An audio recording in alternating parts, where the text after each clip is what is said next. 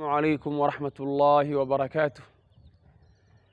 الحمد لله رب العالمين، وأصلي وأسلم على المبعوث رحمة للعالمين نبينا محمد وعلى آله وصحبه أجمعين.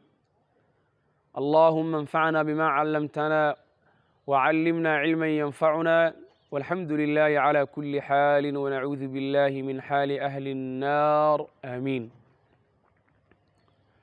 mahadoo dhammi allah bay u sugnaatay. alxamdu lilaah.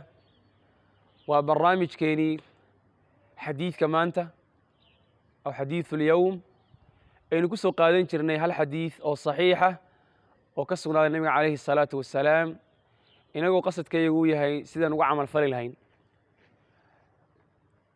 culimmadii muxadisiinta aqwaashii laga soo gaaro waxaa ka mid a iyagoo dadka ku dhiirigelinaya xadiidka ku camalfalidiisa. waxay odhan jireen icmal ilxadiida walow maratan takun min ahlihi. xadiidka ku camalfal marba allaha ka dhige si aad ehelkiisa aad uga mid noqoto, ama laga yaabaa inaad xadiidkaasi ehelkiisa aad ka mid noqoto. laakiin waxa weeye sida saxda waxa weeye ama nalooga baahan yahay in xadiidku uu noloshaada ka mid noqdo, oo mar walbo munaasabadiisa xadiidka ay timaado inaad ku camal fasho. waana xilqadii waxa weeye 10aad weeye. dhammaanteen allah waxaan weydiisanayaa in uu inooga dhigo kan ilqeynaya iyo kan dhegaysanayaba khaalisa liwajhi ilkariim, allana uu miisaanka xasanaadka inoo saaro. xadiidka aynu soo qaadan doonno waxau ku sugan yahay fii sunan ibni maaja. xadiidku waxa weeye waa xadiid saxiixa. waxa uu leeyahay alimaam ibnu maaja raximah اllahu tacaala xadaثanaa cabdullaahi qaala xadaثanaa cabdullaahi bni abi ziyaad حدثنا يعقوب عن إبراهيم قال حدثنا يعقوب بن إبراهيم ابن سعد قال حدثني ابن أخي ابن شهاب عن عمه قال حدثني صالح بن عبد الله ابن أبي فروة أن عامر ابن سعد أخبره قال سمعت أبان عن عثمان يقول قال عثمان سمعت رسول الله صلى الله عليه وسلم. حديث السند كاس أيكويمي wuxuu leeyahay saxaabiga cuثmaan radia allahu canhu, rasuulka ilaahay baan maqlay calayhi الsalaatu wassalaam isagoo odhanaya ara'ayta low kaana bifinaayi axadikum nahrun yajri yagtasilu fiihi kula yowmi 5 maraat maa yabqى min daranihi shay. waxa uu leeyahay nabiga calayhi الsalaatu wassalaam, cuثmaanow iyo wixii muslimiinba ayuu nebi la hadlay calayhi الsalaatu wassalaam.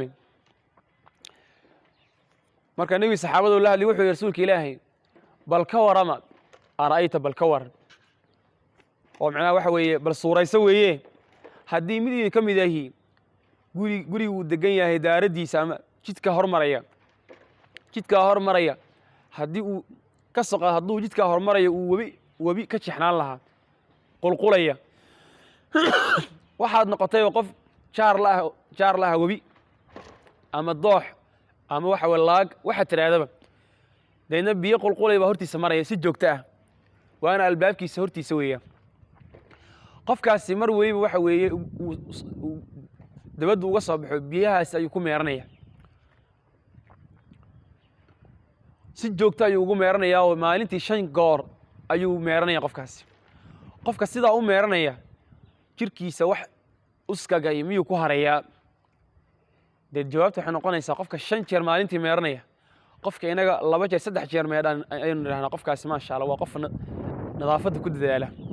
qofka dee 5 gaarsiiyey agteeda wuxuu ka yahay maxay, iyo qof walbo waxa weeye wuxuu agtiisa ka yahay qofka haddii inaan wax uska ku haraynin, qofka nadaafaddiisa ay maasha allah tahay 100% nadaafaddiisa ay dhammaystiranta. deedna saxaabigu wuxuu yidhi laa shay, waxba rasuulka ilaahay ninkaa ku hari maayaan. gabadhana waa la mid, mar walba sharciga raggu wuxuu uga halqabsadaa ragga iyaga ayaa mudnaanta koowaad lahoo qawaamada ayaa ilaahay siiyey, laakiin mar walba xukunka way kula jiraan weeye dumarku. marka gabadha iyo ninkuba hadday 5 goor maalintii ku meeranaya biyahaasi wax uskaga kuma haraya ka dhigan tahay. marka nebigu tusaale uga socda calayhi الsalaatu wassalaam wuxuu yidhi faina الصalaata tudhibu الdunuuba kama yudhibu اlmaaءa addarana.